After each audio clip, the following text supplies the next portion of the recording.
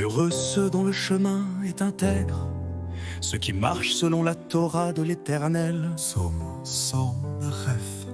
Sache que par la Torah, toutes les prières et toutes les requêtes que nous formulons sont acceptées. La grâce et l'importance d'Israël s'élèvent et se magnifient aux yeux de tous ceux qui en ont besoin, que ce soit sur le plan spirituel ou matériel.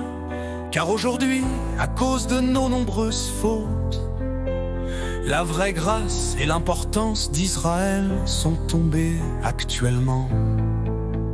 L'essentiel de la considération et de la grâce se trouve chez nous, mes nations. Mais grâce à la Torah, la grâce et l'importance d'Israël s'élèvent, car la Torah est appelée Proverbe 5, une biche aimée, une gazelle pleine de grâce, car elle confère grâce à ceux qui l'étudient. Et ainsi, toutes les prières et requêtes sont acceptées. Car un juif doit toujours regarder l'intellect de l'Ekdechos et se relier à la sagesse et à l'intellect présent en toutes choses, afin que l'intellect qui est en chaque chose l'éclaire pour se rapprocher de l'Éternel à travers cette chose. Car l'intellect est une grande lumière qui l'éclaire dans tous ses chemins, comme il est écrit. Ecclésiaste 8. La sagesse d'un homme illumine son visage. C'est là la dimension de Jacob, car Jacob a mérité le droit d'aînesse, qui est le principe du commencement, une dimension de sagesse. Tikkunim, Tikkun 14, Zohar, Mishpatim, comme il est écrit. Et c'est le sens de Genèse 27. Il m'a supplanté 2 fois, d'arguments que l'ose traduire. Il m'a surpassé par sa sagesse. Cela correspond au soleil, car l'intellect éclaire ses chemins comme le soleil.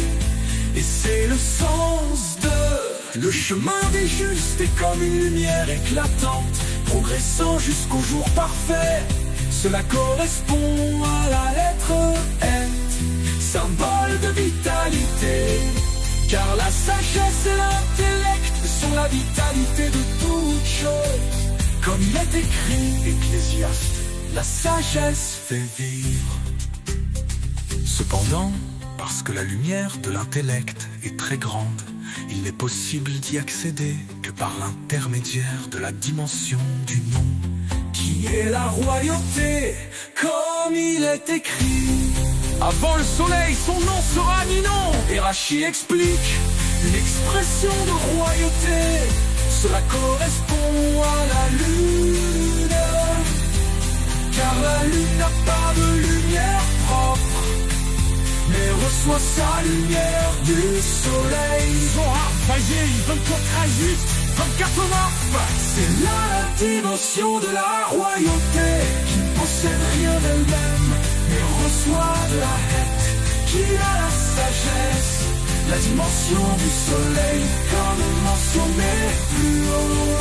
Et ainsi la lumière de la lune sera comme la lumière du soleil.